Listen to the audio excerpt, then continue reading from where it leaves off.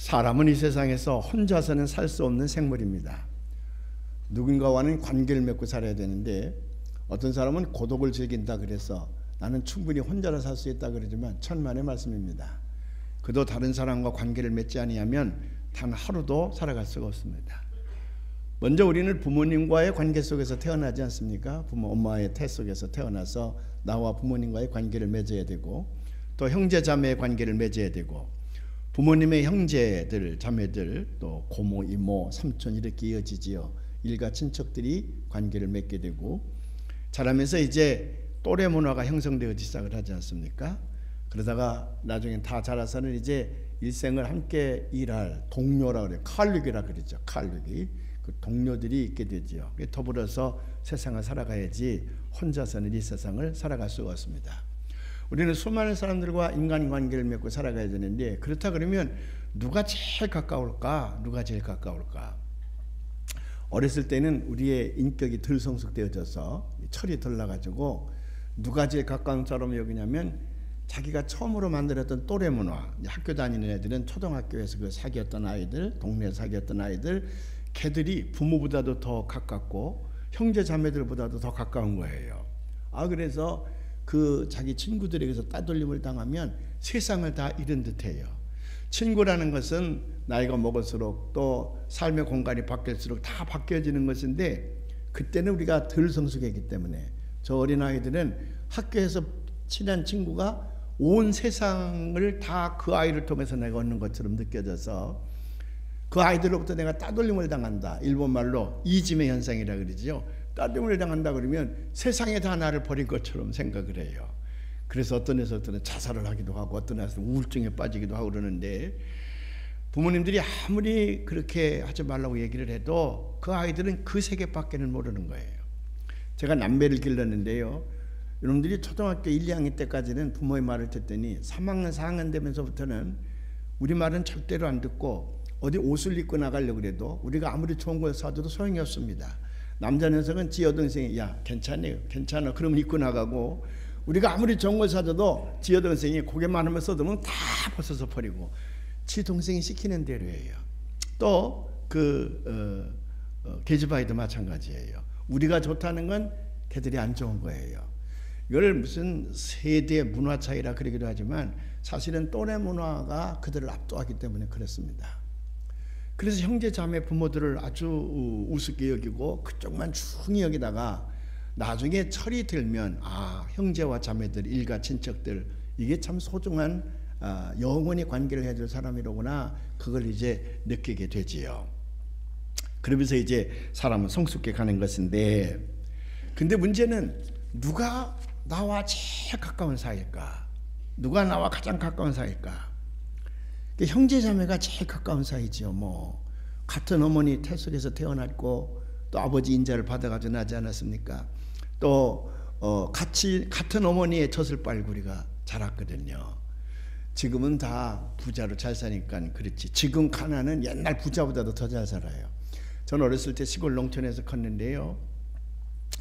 우리는 이불이 따로 있긴 뭐가 이불이 따로 있어. 방도 따로 있지 아니하고 그저 오두막 초가집에 방 그저 아랫방 윗방 있는 집인데 겨울에는 큰 이불을 이렇게 갖다 놓으면 우리가 7남매인데 전부 거기다가 넣고서 남자 여자 할 것 없이 다 자죠. 엄마 아빠도 다 언제 애가 생기는 건 내가 잘 모르지만 하여간에 거기다 다 우리가 넣고 살았지. 내 방 내 방이 따로 있다는지 내 이불 내 이불이 따로 있다는지 우리는 어렸을 때 그런 거 없었습니다. 또 우리 충청도에서는 밥을 먹을 때에 두레판이라 그래서 큰 이렇게 둥근 두레판을 방에다 갖다 놓으면 거기 9명 10명이 빙 둘러 앉아서 거기서 먹었지 아버님 어머니 밥상 따로 주고 그렇게 가난하니까 그랬을 거야. 아마 부자들은 따로따로 먹었겠지만 뭐 침대가 따로 있는 것도 아니고 그러니까 형제 자매들하고는 같은 운명이었습니다. 같은 운명이었어요.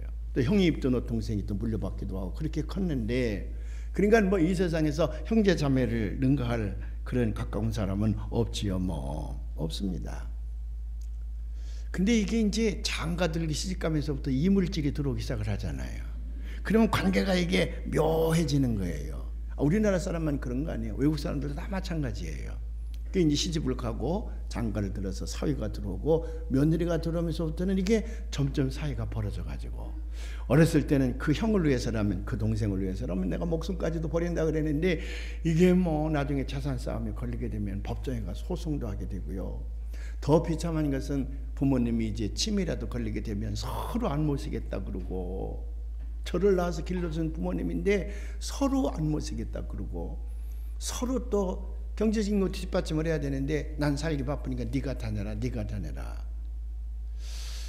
제가 미국에서 목회할 때에 그 형이라는 사람이 장가를 들었는데 형은 맏아들이라 해서 공부를 많이 시켰답니다. 미국 유학도 오고 미국 유학 와서 이제 좋은 집 딸과 결혼을 했는데 어머니가 이제 90이 돼서 치매가 걸렸는데 형수와 절대로 자기는 못 모신다.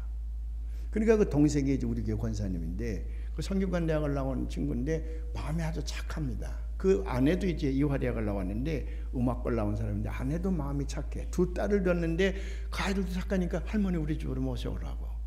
그래 가보면 할머니가 치매, 알츠하이머 이런 거 걸렸으니까 뭐 똥을 싸서 뭐 그냥 치우라 그러면 되는데 이불 속에다 다 감춰놓고요. 그게 그 무슨 보화라고 그게 금으로 보이는지 다 감춰놓고 금방 내 밥을 잡수고 나서도 딴 사람 만나면 밥 안 먹었다 그러고 얘가 나를 굶긴다 그러고 그 치매에 걸린 사람들이 되게 공통으로 하는 것인데 그 형이라는 작자들은요 가끔 한번 와가지고는 왜 어머니 방에 냄새가 나느냐 그 딸들이 그 손녀 아이들이 그 치매 걸린 할머니를 다 목욕을 시키고 그러는데 그 맏형이라는 작자는 한 번도 그런 것도 안 해보면서 왜 엄마 뭐 몸에서 냄새가 나느냐 뭐 또 이제 밥을 안 준다 그러니까 한 번은 글쎄요 제가 신방을 갔는데 우리가 예배를 보기는 형이 왔습니다. 형이니까 할머니가 우리랑 가만히 예배를 보고 있다가 맞아들이 오니까 막 울면서 이제 이게 하울링이 좀 생기는데 마이크 거기 하울링 좀 생기는데 이거 조정 좀 했죠. 막 울고 그러면서 얘가 밥을 안 줘가지고 서너 끼나 내가 굶어서 배고파 죽겠다 그러니까 제 앞에서 그 형이 동생 따귀를 때리면서 너는 처먹고 엄마는 굶기냐 우리를 낳아서 길러주신 엄마 네가 이렇게 그래서 제가 목사지만은 그 광경을 목격하고 몹시 언짢았습니다. 그래도 뭐 형제지간의 얘기에 목사가 끼어들면 안 되니까 우린 가겠습니다. 할머니는 밥을 금방 잡수는 걸 제가 봤습니다. 저하고도 같이 밥 먹고 그랬는데 치매 걸리면 금방 먹고도 잊어버려서 5가지 심통 가운데 하나가 늘 배고픔이라고 하는 게 있는 건데 형님이 그걸 좀 알면 좋겠습니다. 그랬더니 형님 얼굴이 벌게져가지고요. 목사가 그렇게 하고 이제 점잖게 얘기하고 나가니까 벌게져가지고 목사님 그렇습니까? 제가 그냥 엄마 얘기에 감정이 좀 격했던 모양입니다.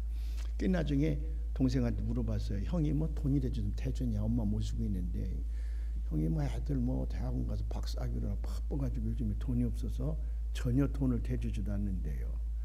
제까지 형이 먼저 나왔다 뿐이지 왜 동생을 그렇게 따귀를 때리고 그래. 내가 이제 동생을 위로하느라고 막 그랬더니 그래도 우리 형님이 동생들을 사랑하는 마음은 틀림없다고.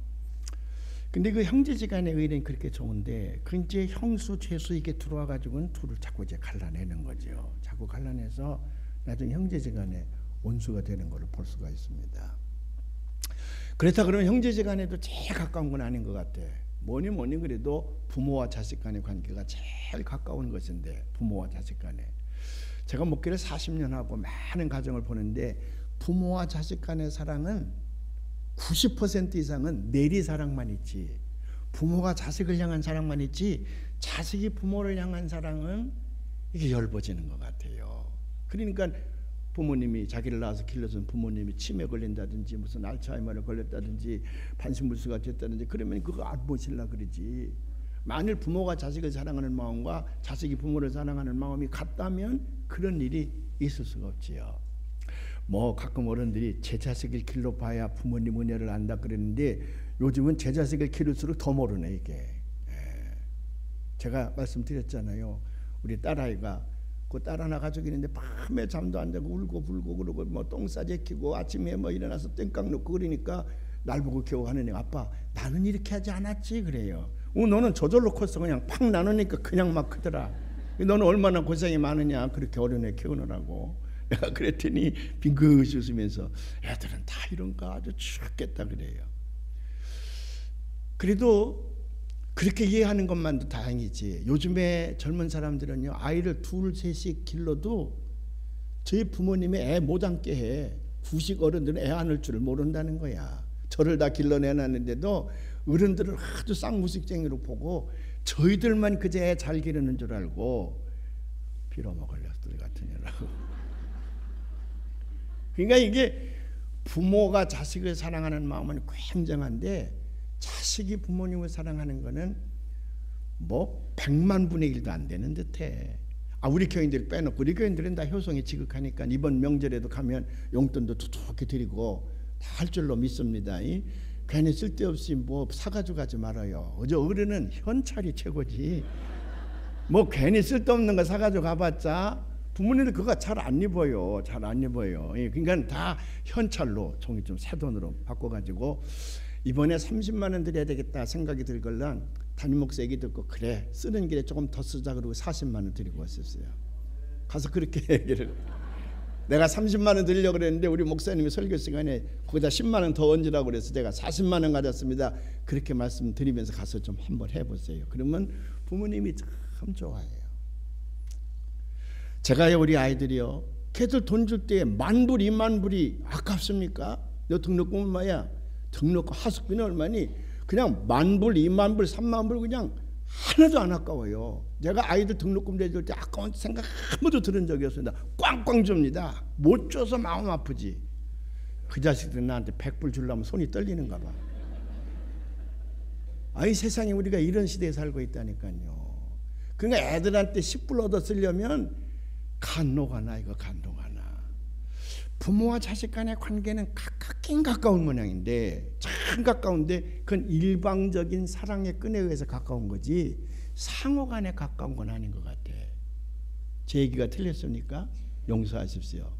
그러나 제 얘기가 맞다고 생각이 들걸랑 이번 설에는 가서 부모님에게 좀 잘하시길 바랍니다. 어떻게 어쩌면 아멘이 하나도 없어. 부모님이 나를 위해서 그 온 인생을 다 희생하셨는데 요즘의 젊은 사람들은 저만 제 자식을 위해서 희생했고 부모는 나를 위해서 희생한 게 없다고 생각하는 거예요. 지금은요 뭐 기적이니 뭐니 이거 다 일회용으로 나와가지고 하등에 진짜 희생하는 게 없어. 옛날 부모님들은 우리 낳아서 기를 때에 엄동설하네요. 그 기저귀 그거 수십 개 수백 개 다 가서 그 개천가에 빨아가서 손이 다 그거 다 넣어서 또 쓰고 그러면서 얼마나 고생한 줄 아십니까? 냉장고가 어디 있어요? 냉장고 밥솥이 어디 있어 그거. 응? 그런데 글쎄 이 젊은 사람들이 뭔가 착각하고 있어. 저희는 자식을 위해서 희생을 무지무지하게 하는데 우리 부모는 날 위해서 희생하지 않았다고 생각하는 거예요. 그러니까 불효막심한 짓을 하는 거예요. 우리 교인들 빼고 강남에 있는 교인들만. 돈 있는 놈들이 더 해. 그래서 효자는 절대로 부잣집에서 태어나지 않는다는 거 아니에요. 가난한 집에서 태어난다는 거 아니에요. 그걸로 보면 이 세상에 제일 가까운 게 부모와 자식 간인 것 같아도 그렇지 않은 것 같아요. 그러면 누구냐? 결국은 부부가 제일 가까운 것 같아요. 부부 사이를 당할 자가 없는 것 같아요. 뭐 할아버지 할머니를 보면 왼수다 뭐 저건 저 영감은 내 왼수야 저 옆에는 왼수야 그래도 그게 가까운 거예요. 그래서 촌수를 따지면 자식과 부모님은 일촌간이지만 부부 사이는 무촌이라며. 무촌은 두 가지 의미가 있어. 헤어지면 남남이라는 의미도 있지만 함께 살고 있는 한은 그 부부만큼 가까운 관계가 없다는 거거든. 그래서 결국은 믿을 만한 건 부부예요. 뭘 봐서 할 수 있는 줄 아십니까? 내가 41년 목회를 했습니다. 장례식을 수없이 했지요. 장례식 결혼식을 얼마나 많이 했겠어요. 지난 41년 동안에. 근데 아무리 효성이 지급한 놈도요 나중에 죽을 때 목사님 저 우리 아버지 어머니랑 합장 좀 해주세요. 그렇게 하는 사람 하나도 없어. 부모랑 합장하겠다는 녀석은 이 세상에 하나도 없습니다. 그렇잖아요? 여러분 합장하기를 원합니까? 장가를 들지 않고 혼자 독신으로 살다가 죽는 녀석도요 부모님이랑 합장할 때 아닙니다. 그냥 다 뿌려주십시오. 강가에다 뿌려달라 그러지. 혼자 결혼하지 않냐고 살았던 사람도 죽었을 때에 부모랑 합장하기를 원치 않아. 근데 이 부부지간은요 내가 볼 때 팍나 싸움만 하고 그냥 아주 왼수지간 같은데도 죽을 때는 합장해달라는 거거든. 이걸로 보면 부부지간에 제일 가까운 사이예요.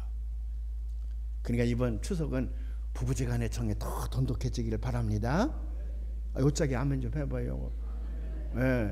이근재 장로님 뭐 뜰보? 그거 어떻게 아멘 소리가. 근데 이걸 하나님께서 하셔가지고 하나님이 택한 자를 사랑하는 건 부부지간의 사랑과 같다 그랬어. 내가 너를 사랑하는 거는 마치 신부가 신랑을 사랑하는 것과 같다. 그래서 하나님은 언제든지 비유를 할 때에 당신은 신랑이고 택한 이스라엘 백성은 신부라 그랬어요. 아가서 같은 그래서 대표적인 것 아닙니까? 오늘 성경 말씀도 보면 그거예요. 오늘 성경 말씀도 신랑 되신 하나님께서 신부의 위치를 다시 회복시켜서 사랑하겠다는 거거든요. 오늘 말씀 한번 다 같이 봉독해 봐요. 큰 소리로 봉독하십시다. 시작. 다시는 너를 버림받은 자라 부르지 아니하며 다시는 네 땅을 황무지라 부르지 아니하고 오직 너를 헵시바라 하며 네 땅을 뷸라라 하리니 이는 여호와께서 너를 기뻐하실 것이며 네 땅이 결혼한 것처럼 될 것임이라. 마치 청년이 처녀와 결혼한 같이 네 아들들이 너를 취하겠고 신랑이 신부를 기뻐한 같이 네 하나님이 너를 기뻐하시리라. 아멘. 이 말씀의 배경을 보면 하나님은 이스라엘 민족을 택하셨습니다. 그래서 이 세상에서 물론 많은 인구가 살지만은 하나님은 유독 택하신 이스라엘, 오늘로 말하면 택하신 성도죠. 택하신 성도를 사랑의 대상으로 삼은 거예요. 그 안에서만 기쁨을 얻으시려고 한 거야. 그리고 그들에게 말씀하십니다.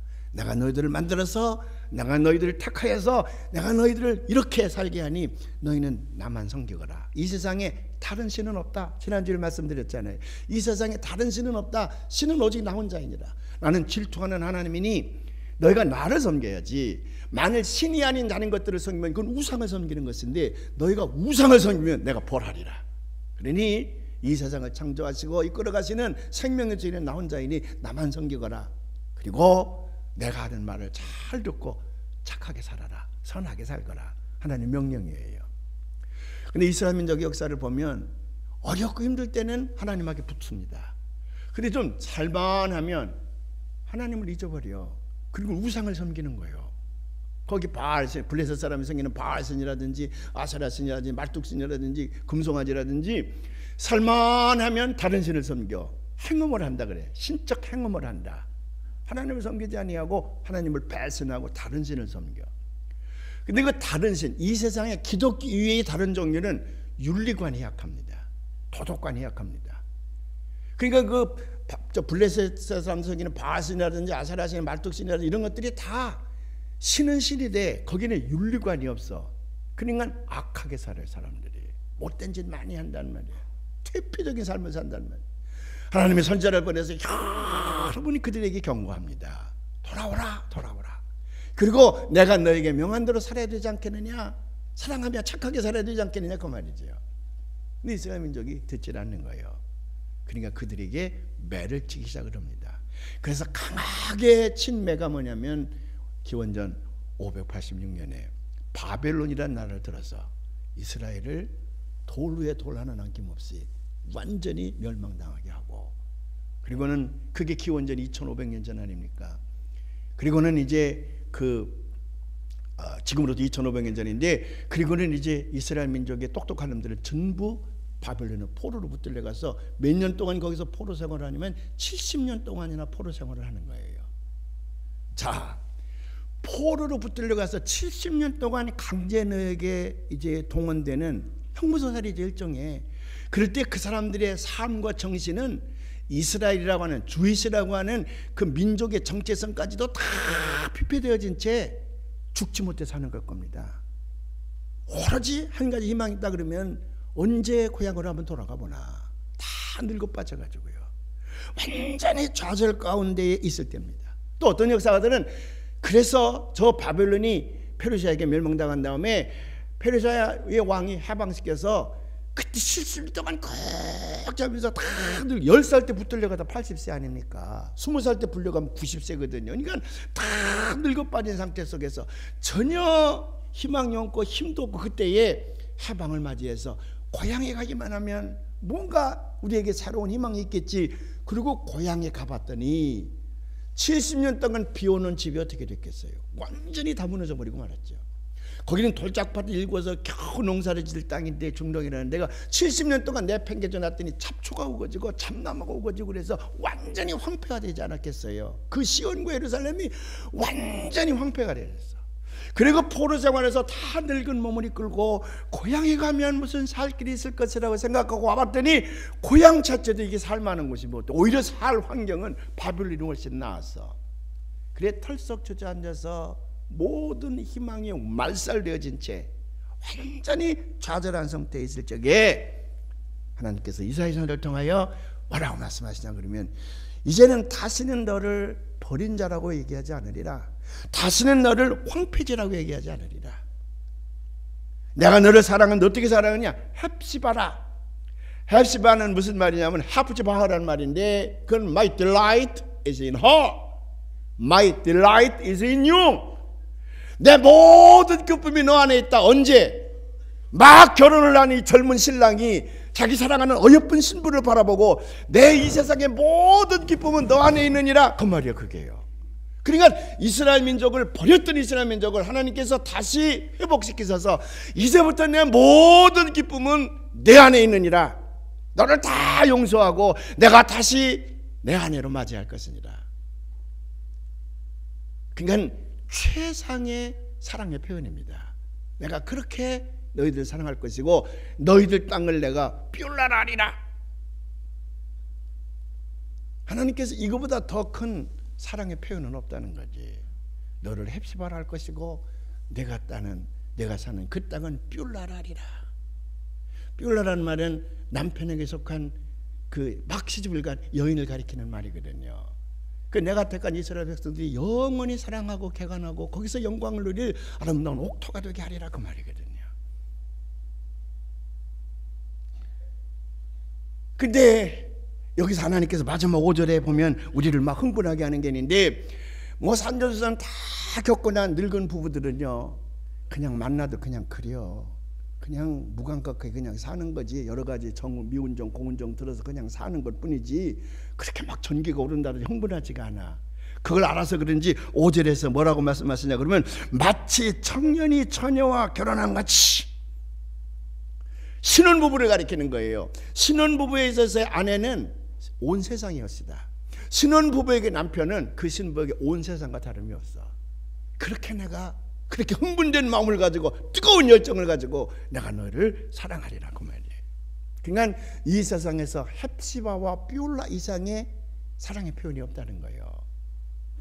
그래서 이스라엘 민족은요 성년식이라는 이럴 때에 이 말씀을 봉독하면, 너의 이름을, 너에게 새 이름을 줄 것이니 너의 이름을 헵시바라 하리라, 삐올라라 하리라 그러면 유대인들은요 가슴이 벌렁벌렁 한다는 거예요. 흥분된다는 거예요. 하나님이 나를 이렇게 사랑하는구나.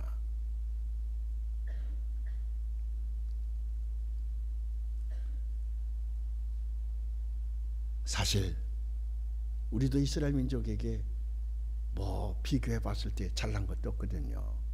나 자신도 하나님 앞에 섰을 때에 이스라엘만 패역한 행동을 하는 것이 아니라 나 자신도 패역한 행동, 나도 못된 짓, 못된 생각 많이 하는 사람인데 하나님께서 나를 닦아서서 내 기쁨이 내 안에 있도다. My delight is in you. I will give you a new name. 내가 너에게 새 이름을 줄 것이니 You are called 헵시바 and 삐올라. 이거는 놀라운 은혜입니다. 하나님이 여러분에게 주신 이 이름이 영원토록 여러분과 여러분 가정 위에 넘쳐나기를 주님의 이름으로 축원을 합니다. 헵시바와 삐올라는 하나님이 우리를 얼마나 많이 사랑하느냐, 하나님 우리를 얼마나 생각하느냐, 그 깊이와 길이를 얘기하는 것이라 그랬어요. 그러다 그러면 신부로 택한 우리를 향해서 하나님은 어떤 사랑을 베풀어 줬기까지 그렇게 고귀한 것일까? 오늘 세 가지만 얘기를 하고 말씀을 마치려고 하는데, 첫째는 뭐냐 그러면, 하나님이 우리가 잘못했을 때 호되게 꾸짖지 않습니까? 하나님이 우리가 잘못했을 때 하슬리, 영어로 얘기하면 하슬리인데 아주 호되게 꾸짖을 때에도 그 밑에는 사랑이 점점 더 커진다는 거예요. 우리가 잘못해서 하나님의 꾸지람을 받을 때, 징계를 받을 때, 형벌을 받을 때에도 하나님의 사랑은 더 크다는 거야. 그래서 로마서 6장에서도 죄가 많은 곳에 하나님의 은혜가 더 크도다. 아멘. 그게 이제 부모님이 자식을 사랑하는 마음과 같은 것인데, 저희 형님이 참 못된 집안이었습니다. 우리 집안에서 아주 그 형님이 좀 정신을 번쩍 차리고 가족을 이끌어갔어야 되는데 이게 좀 헷갈려가지고 좀 속을 많이 새겼어요. 근데 우리 아버님이 여간해서 매를 들지 않은데, 제가 두 번째로 맞은 사람인데 여름에 그 영무초라 그래서 배탈 났을 때 먹는 쓴 약, 그걸 장광 위에다 장독에다 올려놨다가 아침에 그걸 먹으러 갔는데 한번 맛을 봤더니 그냥 너무 써가지고요, 안 먹는다고 먹었더니 강제로 붙들고 먹어야 된다 그래서 내가 도망갔어요. 도망가는데 그 아버님 걸음을 따를 수가 있나. 제가 초등학교 다닐 때 결국 붙들려가지고 볼기짝을 몇 대 맞아서, 그게 다야. 저는 그게 다 맞은 게. 근데 우리 형님은 수시로 타작이었시다. 그 장남인데 뭐 수시로 타작이에요. 얘 한 번은 그냥 모지게 때리는데 글쎄 우리 할아버지가 탁 가로채가지고 그 매가 글쎄 할아버지 등짝을 때려가지고, 아버지 할아버지가 아프다고 막 나대는 거, 그 맞아들이니까 이제 할아버지가 그만큼 아끼는 마음이 있거든요. 그러니까 때리니까 할아버지가 못 때리게 하느라고 감싸는데 올라갔던 매가 그만 스톱이 안 돼가지고 때렸는데 여기 할아버지를 때리게 됐거든요. 그러니까 또 저희 아버님 무릎을 꿇고 아버님 왜 그러시냐고, 자식이 아버지를 때리게 하는 게 어디 있냐고 왜 그러시냐고 또 아버지가 울고 하는 걸 제가 봤는데, 그렇게 이제 못된 아들이었는데 우리 아버님 돌아가실 때 그 자식 손을 잡고, 7남매가 있는데 자기가 죽을 줄 알았던지 그 주변에 다 살고 있는데도 영물을 오라 그래라, 영물을 오라 그래라. 그래서 그 자식을 꼭 잡고 그 앞에서 돌아가셨습니다. 그 앞에서. 그러니까 때로는 이스라엘 민족이 하나님께서 그들이 패역한 행동을 할 때에 엄청난 징계를 가하기도 하죠. 나라를 완전히 멸망시키기도 하지요. 그런데 그때 하나님의 사랑은 더 컸다는 거야. 그 신부로 택한 이스라엘 민족을 향한 하나님의 사랑이 더 컸을 뿐만 아니라 오늘 우리에게도 마찬가지인 줄로 믿습니다. 그러니까 부부지간의 사랑도요, 부부지간의 사랑도 좋을 때는 사랑하고 힘겹고 어려울 때는 부부지간에 뭐 당신 내가 후회된다 뭐 어쩌고, 이거는 사랑이 아니야. 진정한 사랑은 언제 진가를 발휘하냐 그러면 힘들고 어려울 때, 그때의 진정한 사랑의 진가가 발휘되는 거예요. 제가 그전에도 한번 말씀드린 적이 있잖아요. 제가 미국에서 목회할 때에 우리 집사님 내분인데 서울대학을 나왔습니다. 아주 머리가 진이었어요. 아주 천재예요. 그러니까 아버님이 그때 충청남도 교육감이었는데 공주사대를 졸업한 저 선생 하나가 너무 이쁘고 아주 모범교사로 이제 칭찬이 자자해서 어느 교장한테 그 얘기를 들은 모양이에요. 일부러 그 학교 순시를 가가지고 교육감이 그 처녀 선생을 보니까 너무 좋거든요. 그래서 그냥 일방적으로 자기 며느리를 삼았어요. 그래 이제 결혼을 시켜가지고 여유가 있으니까 두 내외를 저 시카고 대학으로 이제 유학을 보낸 거지요. 그 거기서 아이 셋을 낳고 거기서 학위를 얻은 다음에 미국 회사 좋은 회사에 취직을 해서 잘 나갔답니다. 뭐 교회도 잘 다니고. 근데 이 부인이 그만 폐가 굳어지는 병에 걸려서 알 수 없는 이유로 인해서 폐가 굳어지는 거예요. 그러니까 폐가 굳어지니까 결국 근육도 자꾸 마비가 되고 그러는데 뭐 고액 연봉자이기 때문에 뭐 엄청난 돈을 저 시카고의 유명한 병원에서 다 고쳤지만은 결국 고칠 수가 없다. 그러니 추운 지방에 있으면 병세가 낫거든요. 따뜻한 지방으로 가야 된다. 그래서 이제 남캘리포니아로, 제가 있는 오렌지 카운티로 이사를 오셔서 우리 교회를 나오셨는데, 순애보월시다. 남편이 그렇게 아내를 잘할 수가 없어요. 그 아픈 아내를 위해서라면 그 남편은 목숨을 내는 거예요. 아침에 출근했다가 저녁에 오겠죠. 오후 3시면 퇴근을 하면 그러면 그 아내를 위해서 마시는 거 다 해주고, 거기 야외 온천장인데 거기 업고 가서 목욕을 시켜주고 안마를 해주고. 내가 봐도요 이 세상에 그런 남편이 없어. 정말 잘해. 근데 어떤 사람은 일리가 있는 말이기도 한 것 같아. 너무 잘해주면 한쪽 일찍 간다나. 왜냐하면 사람이 주는 사랑의 양은 같기 때문에 한꺼번에 다 해주니까 뭐 이렇게. 그래서 그런지 좀 그런 게 가끔 보이기는 한데 정말 훌륭한 남편이었다. 그 부인의 대소변을 다 받아내면서 그렇게 교회 올 적에도 업고 오고요. 차에다 모시고 와서는 꼭 자기가 업고 교회 안에 들어옵니다. 안고 들어오고. 너무너무 잘해요. 근데 1990년대 초에 미국의 경제 불황이 일어나면서부터 막 기업이 무너지기 시작을 했죠. 나중에 그 기업화가 와서 우리나라 IMF도 왔습니다만은 이 고액 연봉자가 연구원이 회사에서 구조조정으로 퇴출을 당한 거예요. 회사 쫓겨난 거야.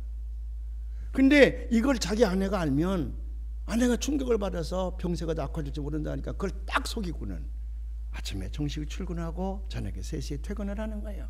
그렇게 몇 달을 했느냐? 2달 반을 한 거예요. 2달 반 지났을 때 회사에서 집으로 전화가 왔습니다.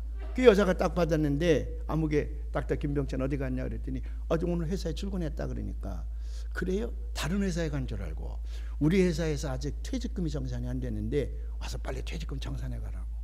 그때서야 이 아내가 하는 거야. 우리 남편이 구조조정 당했구나.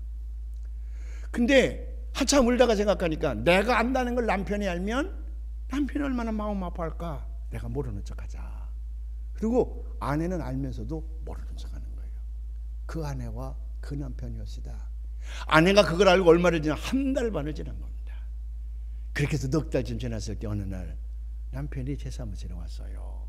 배쩍 말라가지고 목사님, 제가 목사님께 말씀 안 드린 게 있습니다. 그러나 더 이상 견딜 수가 없어서 제가 말씀드려야 되는데 제가 사실은 회사에서 레이업 당했습니다. 벌써 4개월이 지났는데 이제는 아내에게 얘기를 해야 되는데 얘기할 방법이 없습니다. 내가 이렇게 바보 같은 남편입니다. 내가 남편 너무 잘못해서 아내가 병들고 결국은 아내를 제대로 잘 치료해 주지 못해서 오늘까지 이르게 됐는데 회사에서도 쫓겨나기로 했으니 이 남편으로서 아내의 지은 죄가 많습니다. 당신 그동안에 어디 있었어? 그랬더니 산을 헤맸다는 거야. 그 캘리포니아 남쪽에 그 야산을 헤매면서 하루 종일 보내다 집으로 오곤 했다는 거예요. 얼마나 고생이 많았어. 그랬더니 그냥 거기 엎어져가지고 그러고 막 오는데 한 중년 남자의 처절한 통곡이요. 그보다 더 처절한 통곡은 없을 거야. 너무 슬퍼.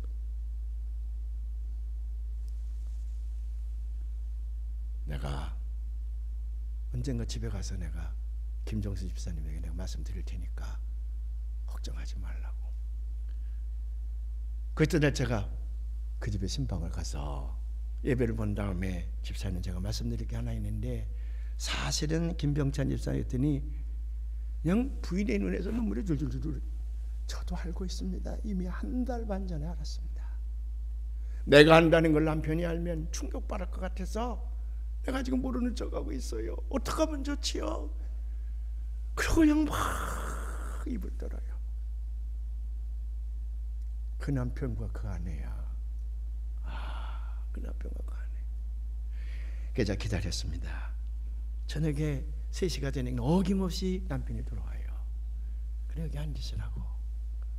사실은 이 두 분이 그러는데 벌써 뭐 여보 그러더니 끌어안고요.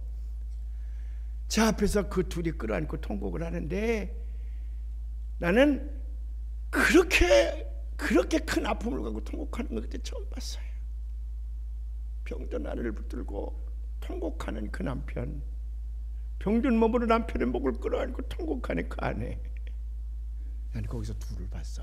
하나는 너무 불쌍하구나.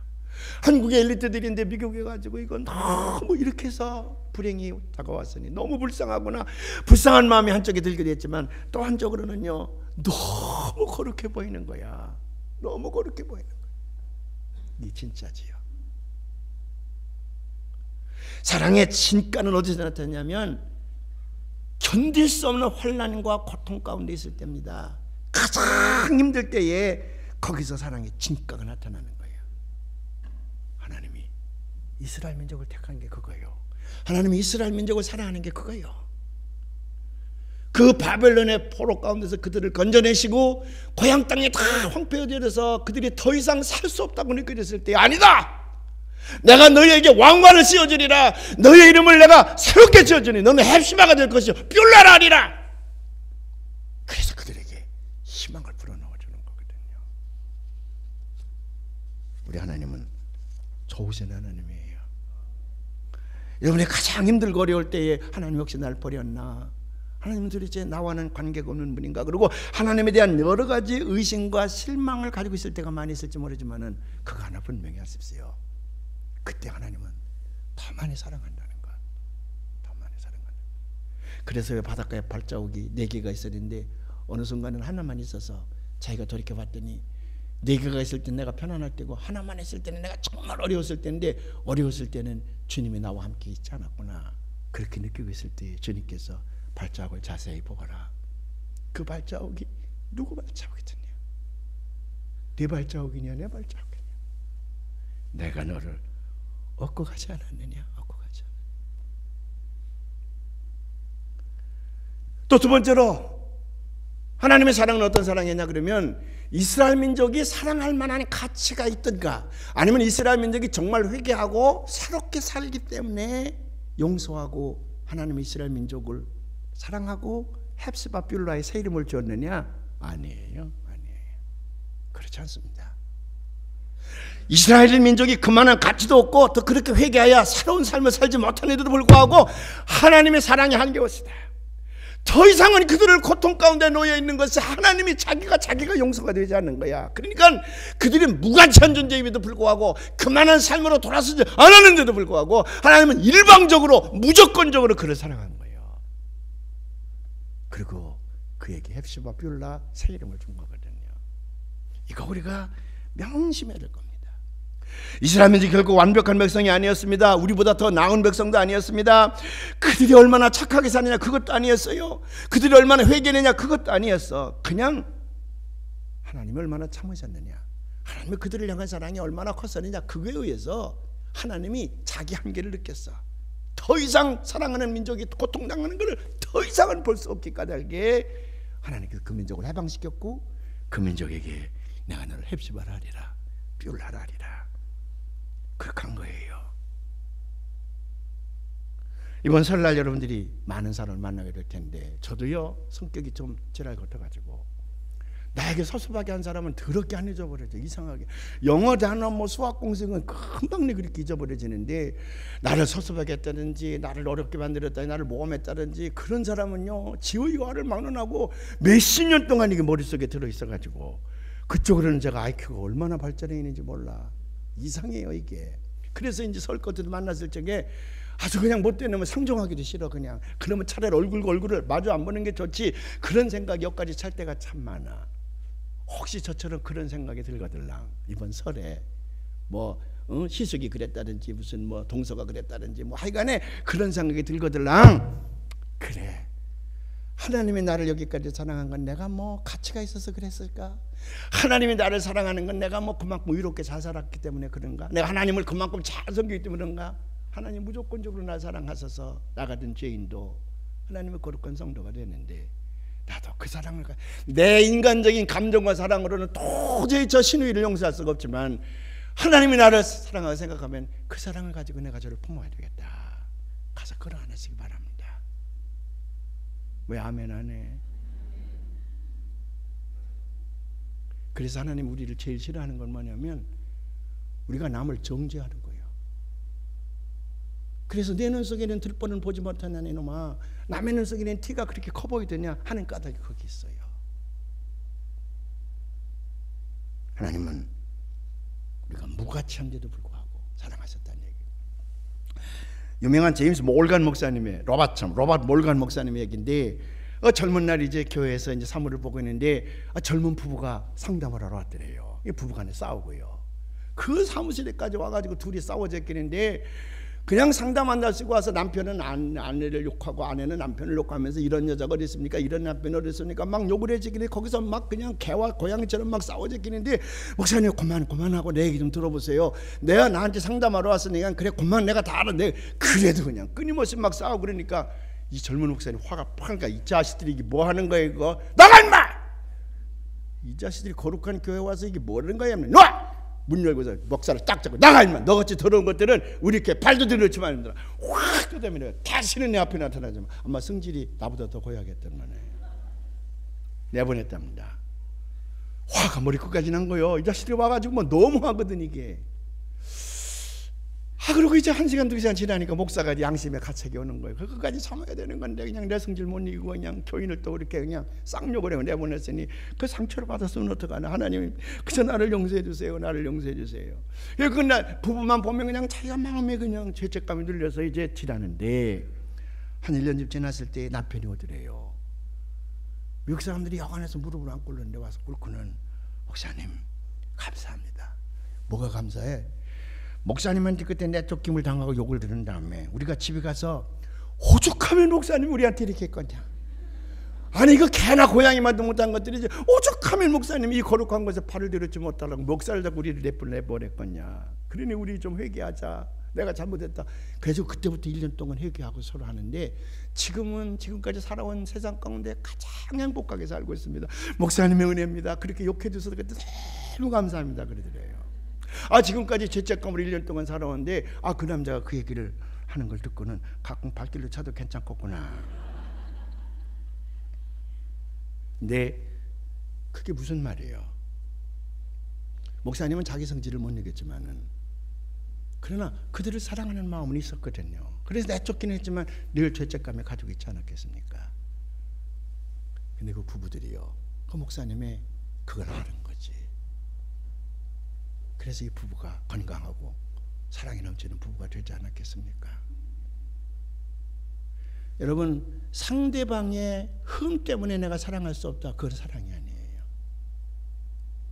만일에 그런 눈으로 우리를 본다 그러면 우리는 하나님 앞에 설 수가 없지 않습니까? 아니 여러분들은 뭐 다 괜찮겠을 거예요. 근데 저 강남에 있는 사람들의 얘기고 또 하나는 나 얘기야.